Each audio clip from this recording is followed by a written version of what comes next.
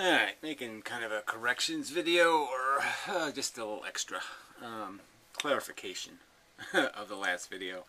So, because the event horizon and the actual surface are two different things, and so I wanted to clarify that I do know the difference between those two things. So anyway, event horizon and, okay, so this would be, say, the black hole. This is the actual mass of the black hole here. And the event horizon is out here, okay? So that it's a place in space, okay, like stated, that if I gave something a velocity of the speed of light, it would slow down to zero velocity by the time it came here, and theoretically would end up crashing back down again, just because it would stop and therefore be gravitationally influenced. So it's the place where light can't escape, so to speak, as a theoretical argument. I don't know how, yeah, that's good enough. But no light, this doesn't actually happen.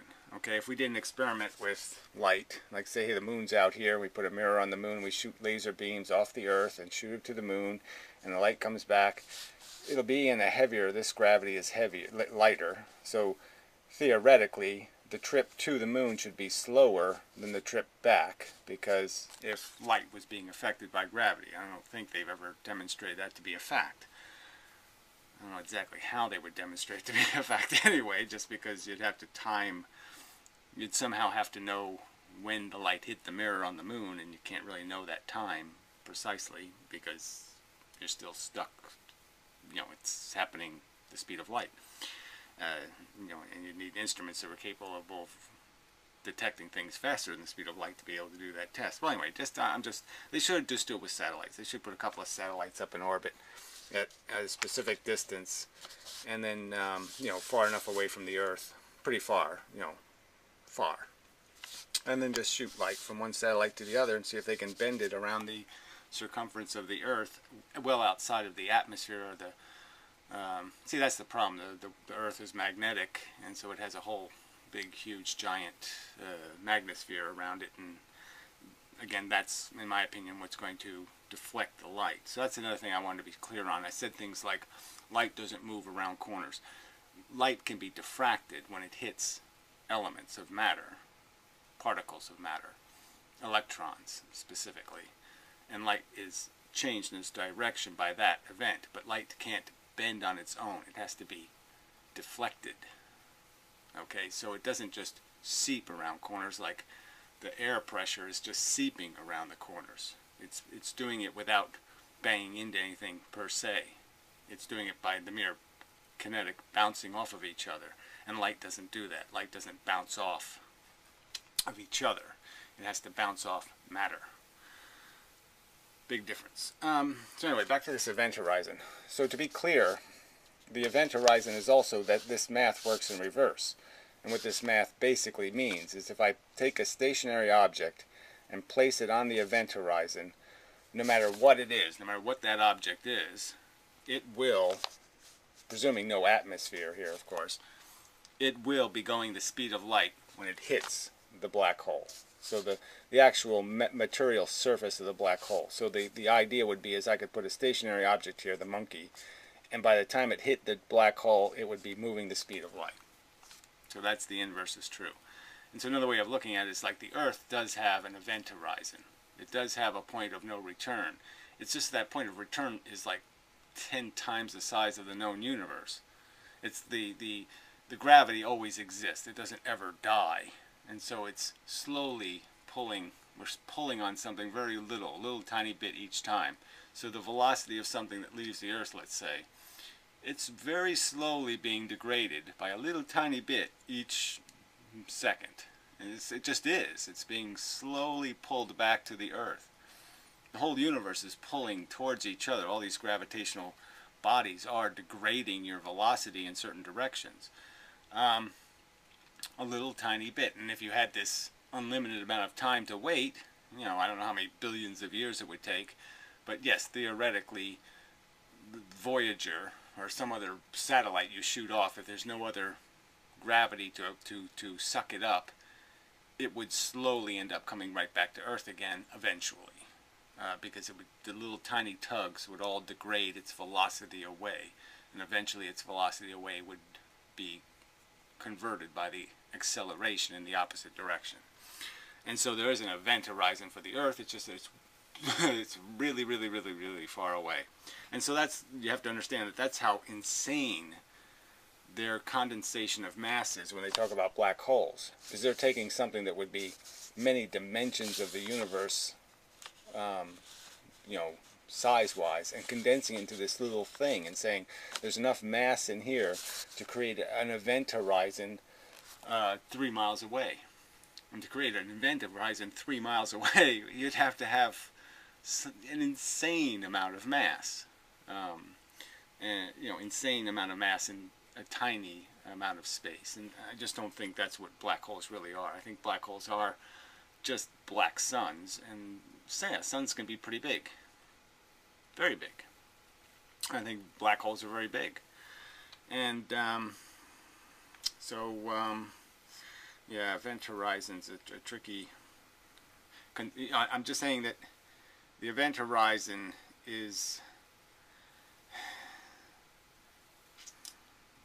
It almost has to be, in a sense. It's a gravitational location. See, I just don't know if they can get away with what they're saying. I'm just trying to think of it in terms of like relief maps, where the lines would get tighter and tighter as you get closer and closer, because it's accelerating in terms of the peak. And so the gravity is really strong here at the surface, and it gets weaker and weaker out here. So the argument would be is something could be losing 99% of its velocity by the time it reaches this point. And this last little bit it loses at this point where it freezes in space, so to speak, where it stops, where all of its velocity is absorbed. But the actual gravity at that point could be very weak. Like the event horizon for the Earth, if you think about it, like I say, let's just visualize it, 10 universes away. There's the event horizon for the Earth. That gravity is incredibly weak. When you cross that line, it's almost like nothing happens.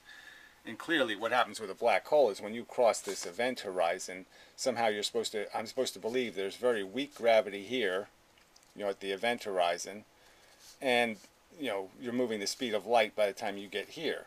And I'm saying that even by the inverse square law, this 4 times 4x, where the gravity gets 4 times stronger as you move half the distance, kind of a thing.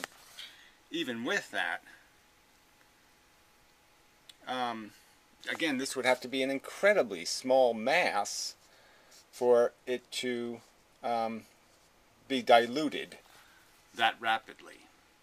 So that's sort of like the argument. Like as this pen gets further and further away, it almost becomes invisible. And it's like the focal length is kind of, you could argue, would be kind of defined by that mass element. And so then at what distance this gets blurry and disappears would change based on the focal length. And the focal length is, again, analogous to how much matter you're condensing into how small a space. So the inverse square law becomes kind of important if the blocking thing, this thing making the shadow, is very, very small. If I make the thing making a shadow really small, it's going to be a very weak shadow at 2 inches away, because it's only such a tiny, tiny thing.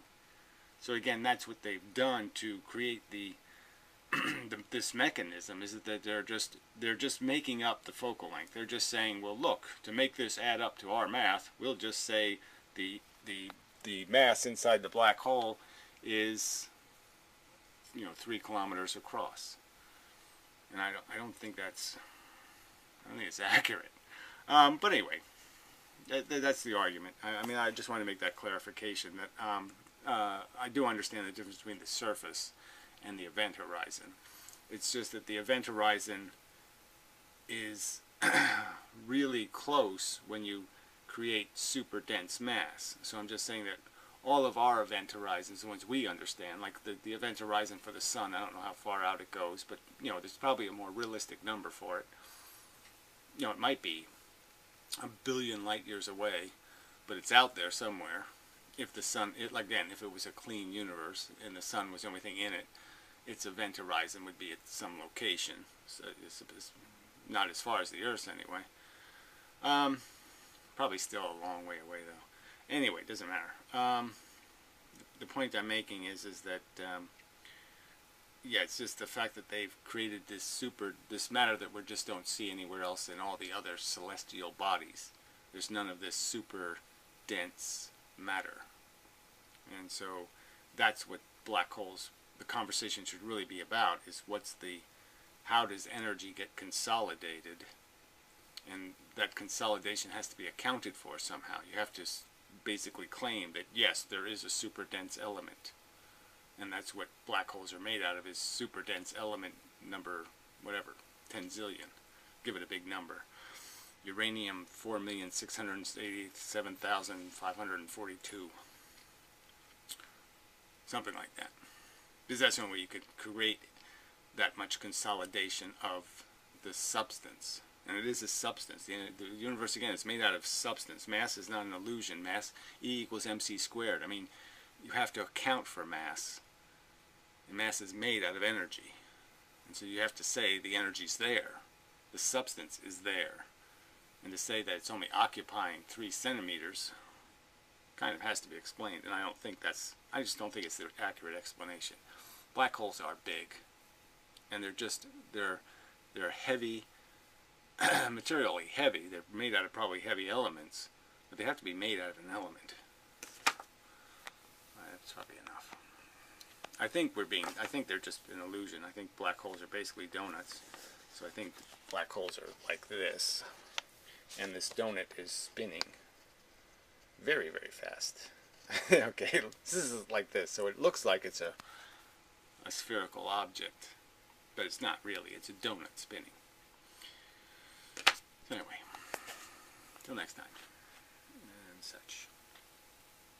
Yeah, this is all theoretical stuff, so there's no point in getting too deep into it. But yeah, I mean, I have to see an image from a telescope. I have to go find one where they claim this black hole is 3 centimeters across.